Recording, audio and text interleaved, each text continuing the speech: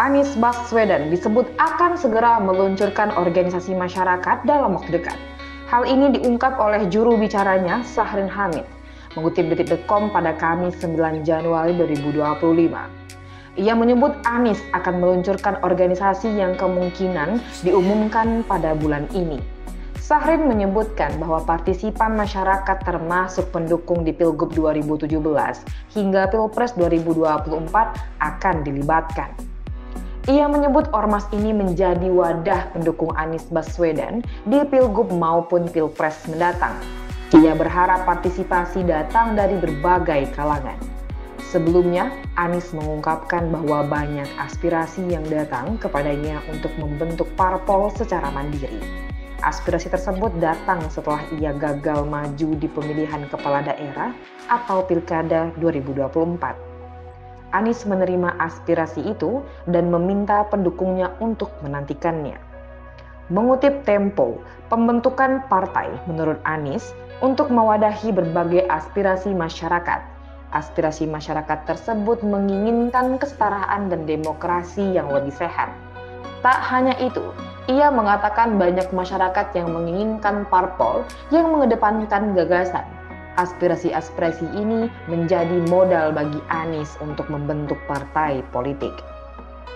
Menanggapi rencana mantan calon presiden nomor urut 1 ini, Direktur Eksekutif Indonesia Political Review, Ujang Komarudin mengatakan sudah saatnya Anies menyadari betapa pentingnya punya peran signifikan dalam sebuah partai politik.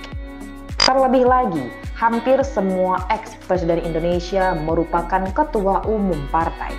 Menurutnya, seorang tokoh yang ingin punya kekuasaan paling tidak menjadi pimpinan parpol. Lantas, dosen Universitas Al-Azhar ini memberikan contoh Megawati Soekarno Putri dalam membesarkan Partai Demokrasi Indonesia Perjuangan alias PDIP. Menurut Ujang, halangan yang dialami Anies sama dengan apa yang dirasakan Megawati di bawah rezim Orde Baru. Ia mengatakan Megawati tetap getol mengupayakan partainya tetap eksis di tengah tekan pemerintahan Soeharto.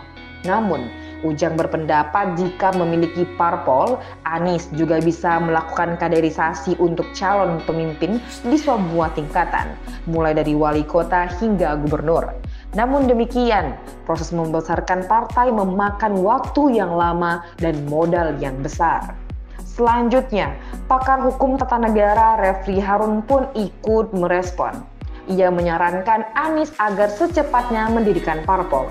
Menurutnya, Anies telah mendapatkan momentum untuk mendirikan partai sendiri. Agenda kajian politik dan hukum yang dihadiri oleh Refli turut membincangkan wacana berdirinya Partai Anies.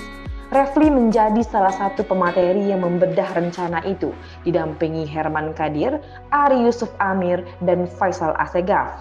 Adapun Refli Harun menyebut Anies punya momentum untuk mendirikan parpol, ditengarai karena mantan gubernur DKI Jakarta itu tetap bisa disukai oleh banyak masyarakat, walau tidak diajak dalam kelompok kekuasaannya.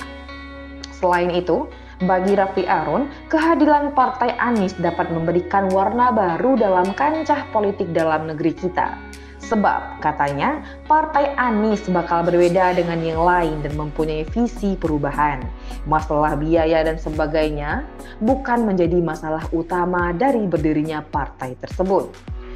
Sebelumnya, Mahkamah Konstitusi telah resmi menghapus ambang batas minimal persentase pengusulan pasangan calon presiden dan wakil presiden atau yang dikenal dengan sebutan presidensial threshold pada sidang pengucapan putusan yang digelar pada Kamis 2 Januari 2025 di ruang sidang pleno MK.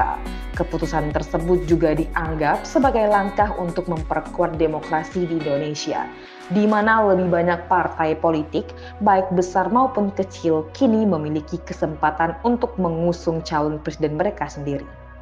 Sebelumnya, presidensial threshold mewajibkan partai politik untuk memiliki 20% kursi di DPR atau 25% suara sah nasional dalam pemilu legislatif untuk dapat mengajukan calon presiden. Meskipun keputusan ini memberikan peluang bagi banyak calon presiden, dampaknya terhadap stabilitas pemilu politik biaya pemilu, dan koalisi partai sangat signifikan. Hal tersebut seperti angin segar bagi partai politisi yang ingin maju nanti menentang Prabowo di Pilpres 2029. Nama Anies Baswedan secara otomatis terpikirkan jika kita membahas hal ini. Anies memiliki peluang yang tinggi untuk melawan Prabowo Subianto pada Pilpres mendatang. Berkaca pada gelaran Pilpres 2024 lalu, popularitas dan elektabilitas yang cukup tinggi membuat Anies Baswedan berpeluang besar bisa meyakinkan partai politik untuk mengusungnya pada Pilpres periode selanjutnya. Akankah Anies Baswedan maju sebagai penentang Prabowo dalam mengalahkannya di Pilpres 2029 mendatang?